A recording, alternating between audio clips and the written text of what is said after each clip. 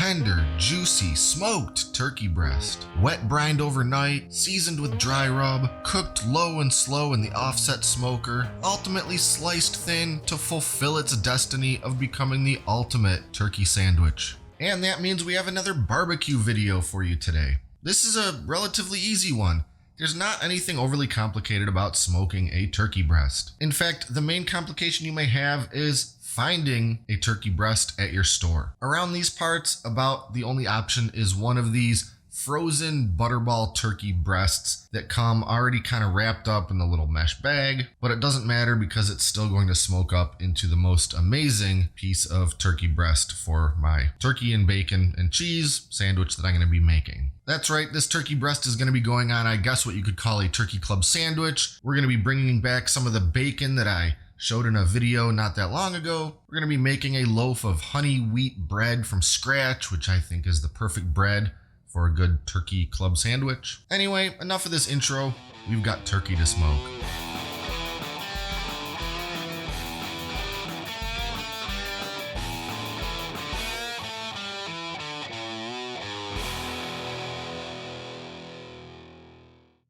Here's my little butterball turkey breast removed from the package, and you can see that it comes in this mesh netting, which would be super convenient to just leave on there, and I think that's Butterball's intention for cooking this thing. But this netting is kinda stretchy, like it's made from some sort of elastic, and it's probably perfectly fine, but I just can't get past the thought that there's polyurethane or some type of plastic material cooking into my meat for several hours, so I'm cutting that netting out of there. And that also gives me the opportunity to trim off this big dangling flap of fatty skin that is just not going to contribute anything to my final product. And because I still want my turkey breast to have a nice shape to it while it cooks, I'll go ahead and tighten it all up with some good old butcher's twine. Now that turkey breast is looking very nice, so it's time to put together my wet brine. And by the way, I did this part last night, in case it wasn't obvious, because my intention is to brine this thing overnight. Anyway, using a small stock pot as my brining vessel, I'll set in that turkey breast, followed by 3/4 of a cup of kosher salt, a handful of black peppercorns, 6 or 8 crushed garlic cloves, a 1/4 cup of brown sugar, a couple thyme sprigs, a couple rosemary sprigs, a 1/4 cup apple cider vinegar, a 1/4 cup of pickle juice, and 1 gallon of water. Give everything a gentle stir to make sure the salt and sugar is nice and dissolved, and now I'll cover this pot and stick the whole thing in the fridge for the next 8 or 12 hours.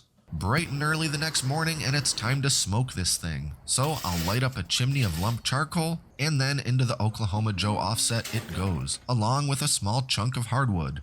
I'll let the smoker come up to temperature while I finish getting the meat ready to start cooking. After thoroughly rinsing off any excess brine with cold water, there's only a couple things left we need to do to this turkey breast. First, I'll pat it pretty dry with some paper towels, then I'll rub the whole thing down with some olive oil. I don't always use binders, but I do have great results when I use a little olive oil before applying the spice rub, which we are making now. This is a rub I really like for turkey, and it consists of brown sugar, black pepper, paprika, onion powder, garlic powder, turmeric, and dry thyme.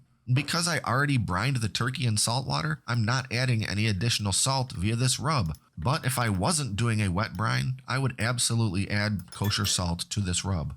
And now I'll just go ahead and apply a nice, somewhat heavy coating of that rub to the turkey breast, making sure to evenly coat all sides and surfaces.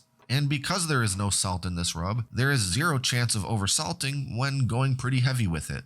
Now it's time to smoke. I'll stick one of my thermometer probes into the center of that turkey breast, and in it goes. I'll maintain a temperature in this smoker of about 250 degrees, and definitely not higher than 275 degrees for the next 3 or so hours. In the meantime, there's still lots to do.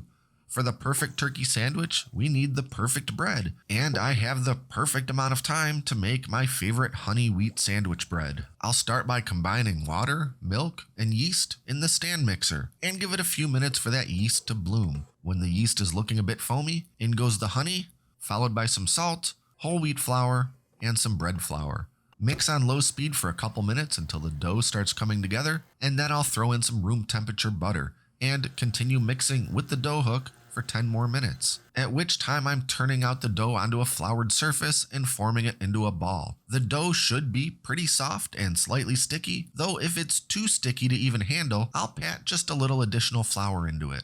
Next, that ball of dough is going into a greased bowl, which I'll cover with some plastic wrap and then leave alone for the next hour or two so it can rise. Once the dough has about doubled in size, I'll go ahead and punch it down, and then once again turn it out onto a floured surface. Now I'll press it and squish it a little just to degas it a bit, and then roll it and press it and form it into a loaf shape that will fit into my bread pan. Then into the lightly greased bread pan it goes, cover with some greased plastic wrap, and leave it alone to rise for the second time about another hour. Now for a couple finishing touches before this dough goes into the oven. First, I'll brush on a wash that's just some whole milk. You could also use an egg wash or no wash at all. And then just to make my wheat bread extra pretty, I'll sprinkle some dry oats over top. Now it's going into a 350-degree oven for 35 to 40 minutes until the internal temperature is between 195 and 200 degrees. Coming out of the oven right at the 40-minute mark, this wheat bread looks great and smells even better. I'll let it cool just long enough for me to be able to handle it, at which time I'll remove it from the bread pan and leave it on the wire rack until completely cooled. And I'd say that is some wonderfully soft and great looking honey wheat bread. But back to our turkey. Once the turkey breast has reached an internal temp of 145, we're going to start basting with some garlic herb butter. And to make that, we'll just combine 1 stick of butter, a few smashed cloves of garlic, and a couple thyme sprigs. Heat on the stove until melted and amazing, and we baste. I'll brush a nice heavy coating of that butter all over the turkey breast, and I'll repeat at 150 degrees, 155 degrees, and 160 degrees. Once the turkey reaches an internal temp of 165 degrees, it's coming out of the smoker. But of course we have to let it rest for a little while first. So I'll set it down on some aluminum foil and pour the rest of the garlic herb butter over top, before tightly wrapping it all up and leaving it alone for about the next 30 minutes. Okay, resting time is done and we can finally get into this thing. I'll get that butcher's twine out of there, which definitely did what it was supposed to, and now we slice. That right there is a thing of beauty. Before I go any further, I've got to taste one of those little end pieces.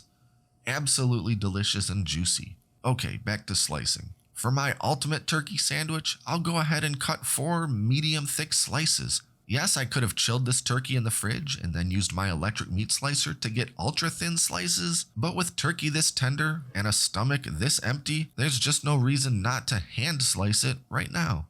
And let's get the rest of the sandwich components together. A couple pretty thick slices of that honey wheat bread, and you know what? Let's fry up some of my home-cured bacon that I made a couple weeks ago. How could that not be a good idea?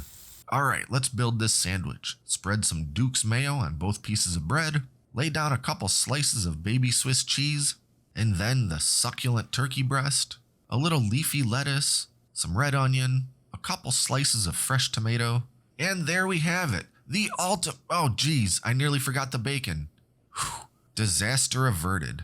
And now there we have it, the ultimate turkey and bacon sandwich. I don't know if you've ever spent several hours to make a single turkey sandwich. What I do know is that I'm ready to absolutely devour this thing.